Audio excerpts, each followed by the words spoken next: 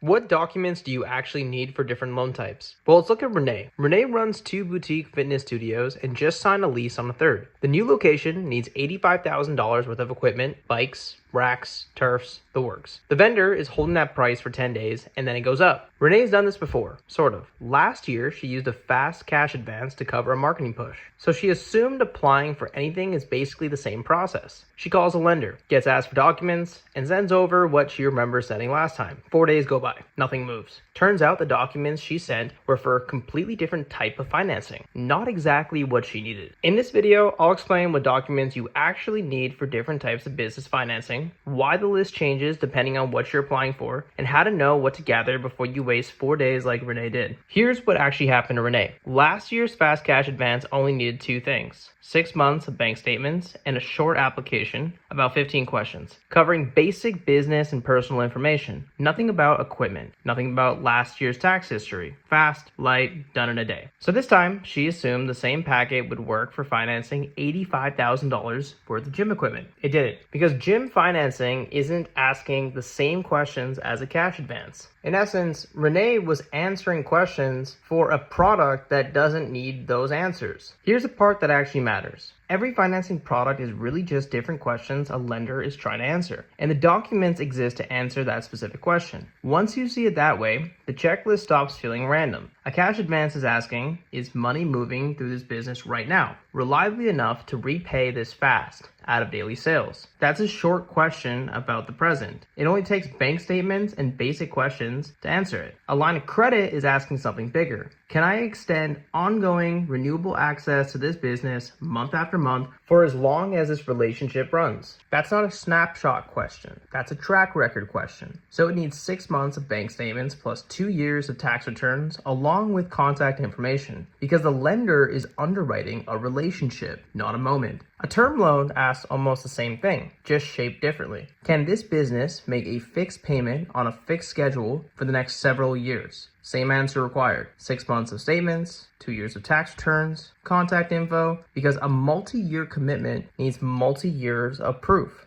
Equipment financing asks a completely different question. If this business stops paying, is the thing being purchased worth enough to cover what's owed? That's why the packet looks nothing like the others. It needs the equipment specs, the actual make, model, and vendor quote, an appraisal to confirm the real value of that equipment, and bank statements to confirm the monthly payment is realistic. Notice what's missing? 2 years of tax returns. The equipment itself is doing a lot of the work here, not Renee's long credit history. Once Renee understood that, she sent the vendor's quote and equipment specs along with her statements. The appraisal got ordered the same day, and she was approved before the price hold expired, and the new studio opened on schedule. Quick recap, and this is the part where people get wrong. More paperwork doesn't mean more suspicion. It means longer or riskier exposure. A contractor gets confused when a line of credit suddenly wants 2 years of returns when the credit card cash advance he used last quarter didn't. A retailer wonders why equipment financing wants an appraisal instead of tax returns. Different question, different proof, same logic every time. So here's how to know what you actually need before you apply. If the money is tied to daily sales and repaid fast, expect a lighter packet, statements, and a basic application, nothing more. If you're asking for an ongoing, renewable relationship, expect to prove a longer track record, because the lender's exposure doesn't end after one payoff. If you're committing to a multi-year fixed schedule, expect multi-years of proof to match it. And if a specific piece of equipment is securing a loan, expect the paperwork to focus on that equipment's value, not your tax history. Here's a concept worth remembering. The paperwork follows the collateral and the timeline, not the size of the check. A bigger loan doesn't automatically mean a bigger folder. A longer or asset-backed loan does. It's not that some lenders ask for more. It's that some loans are riskier for longer, and the paperwork is just proof sized to match that. People often ask, why isn't underwriting